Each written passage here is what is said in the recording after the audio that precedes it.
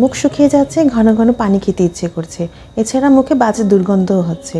অনেকে মনে করেন যে ডায়াবেটিসের জন্য হতে পারে এই কারণটি, কিন্তু ডায়াবেটিস ছাড়াও অনেক কারণেই লালা স্বল্পতা হতে পারে। লালা স্বল্পতার অনেক কারণ আছে। এই লালা স্বল্পতাকে মেডিকেলের ভাষায় জেরোস্টোমিয়া বলা হয়ে থাকে। এই জেরোস্টোমিয়া বা লালা স্বল্পতা কেন হয়, কাদের হয় এবং এক্ষেত্রে কি করা উচিত তা নিয়ে আজকে আমরা আলোচনা করব। আমি ডক্টর পূজা সাহা আছি ডেন্টাল সার্জন হিসেবে শিকদার ডেন্টাল কেয়ারে। প্রথমে জেনে নিই লালা স্বল্পতা বা জেরোস্টোমিয়ার লক্ষণগুলো কি কি। আঠালো ভাব, মুখের ভিতরে শুষ্ক ত্বক, দুর্গন্ধ, নাকের ভিতরে শুষ্ক ভাব বা গলা ব্যথা, ঠোঁটের কোণে ঘা বা ঠোঁট ফেটে যাওয়া এবং মুখের ভিতরে নানা রকমের ঘা, এসবই হচ্ছে মুখ শুষ্কতা বা লালা স্বল্পতা বা জেরোস্টোমিয়ার লক্ষণ। এখন জেরোস্টোমিয়ার বা লালা স্বল্পতা কেন হয়? ডিপ্রেশন, এনজাইটি, অ্যালার্জি, পেইন বা ওবেসিটির মতো সমস্যা থাকলে অনেক ক্ষেত্রে লালা স্বল্পতা হতে পারে। এছাড়া কিছু ডিজিজ আছে যেগুলোর অনেক দিন ধরে মেডিসিন খেলে সেই সব মেডিসিনের সাইড এফেক্ট হিসেবেও লালা স্বল্পতা হতে পারে। সেসব ডিজিজগুলো হচ্ছে Parkinson disease, mental disease, asthma. এছাড়া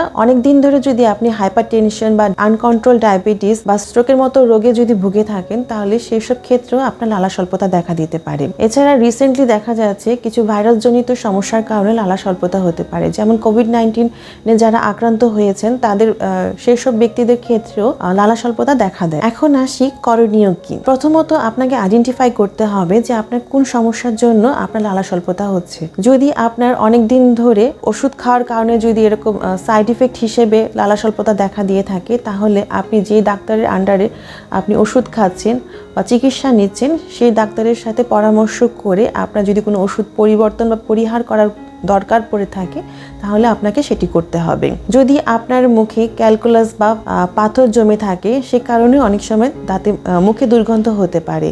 যদি এরকমটি হয়ে থাকে তাহলে আপনার নিকটবর্তী ভিডিএস ডেন্টাল ডক্টরের কাছে গিয়ে আপনার ডেন্টাল ট্রিটমেন্ট নিতে হবে। যদি আপনার ডক্টর আপনাকে ডেন্টাল স্কেলিং এর অ্যাডভাইস করে থাকে তাহলে অবশ্যই আপনাকে সেটি নিতে হবে, তাহলে যদি আপনার কিছুটা মুখের দুর্গন্ধ কমে আসে। যাদের আনকন্ট্রোল ডায়াবেটিস আছে তাদের ক্ষেত্রে বলবো আপনার ডক্টরের সাথে কথা বলে অথবা উনি যে ইনস্ট্রাকশন দিয়েছে সেসব মেনটেন করে আপনার ডায়াবেটিসটাকে কন্ট্রোলে আনতে হবে। সুষম খাবার খেতে হবে, ফল, সবজি এগুলো সব খেতে হবে।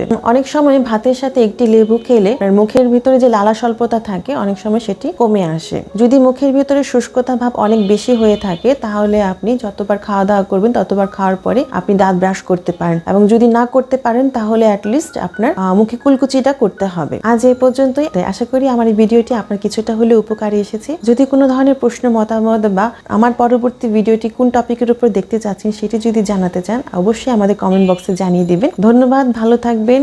চেষ্টা করবেন আমাদের ফেসবুক পেজটি লাইক করতে এবং ইউটিউব চ্যানেলটি সাবস্ক্রাইব করে আমাদের সাথে থাকতে, এবং পরবর্তী ভিডিওটি যাতে আপনার কাছে প্রথমেই চলে আসে তার জন্য অবশ্যই ইউটিউব চ্যানেলটি সাবস্ক্রাইব করে রাখবেন।